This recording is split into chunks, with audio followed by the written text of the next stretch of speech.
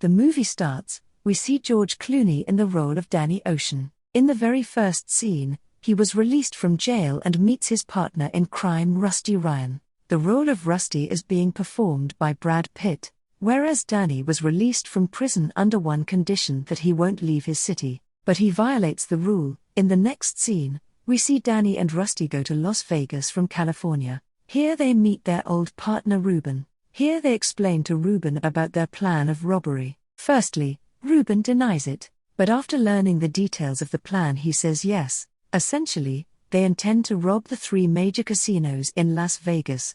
The owner of all these casinos is named Terry. Terry and Ruben both were old enemies, that's why Ruben agrees to accompany them. Along with this, Ruben also finances them. While discussing the plan, they talk of Bellagio-named casino, which was big in all. All of the earnings from 3 casinos are brought in this casino. If we rob this casino, we may not have to go to other casinos, and there they estimate $160 million.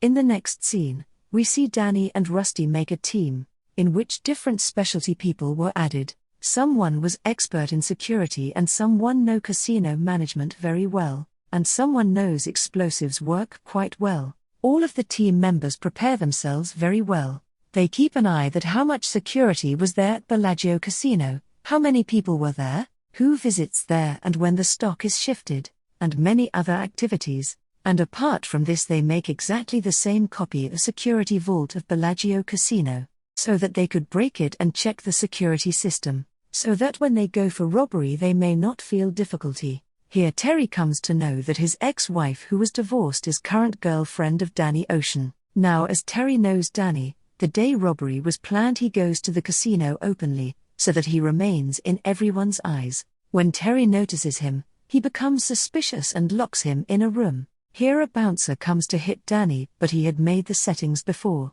He had awarded the bouncer much money before. He helps Danny to go up to the floor, and all the team members enter from this area and comes to room, so that they could approach to security room, where that vault was present containing much money. Now they have reached the vault room where they seize it and the team starts working. Now we see Rusty, who was carrying the mobile phone.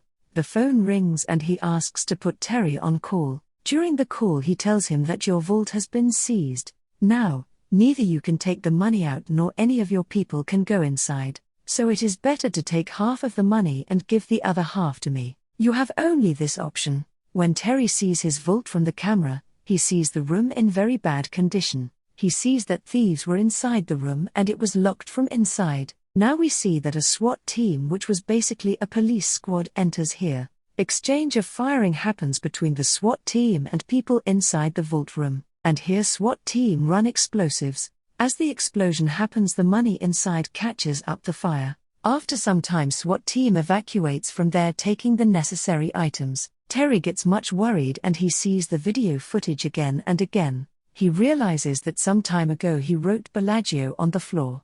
That was not written now. So what happens actually? Actually, the security experts of the Danny team were showing him the fake image. That was basically of their training room. And here Danny and his team had dodged them completely. Now we see that the SWAT team was no other but Danny's team. And they don't pick their item from bags, rather the remaining amount of Terry. They all go in front of them and no one could judge that these bags were containing money or SWAT team weapons. Now we see that Danny Ocean was locked in the same room with the bouncer, where Terry had locked him. Terry was totally sure that Danny was behind all this, but Danny shows himself innocent and denies of any involvement in this robbery. Terry hands Danny Ocean over to police in anger, despite the fact that he lacked evidence that Danny had broken the rule that we were aware of at the start of the film, that he was not allowed to leave California, but no, he has come to Las Vegas. Now we see Danny's team as they planned to distribute the money equally. They distribute the money and follow their ways.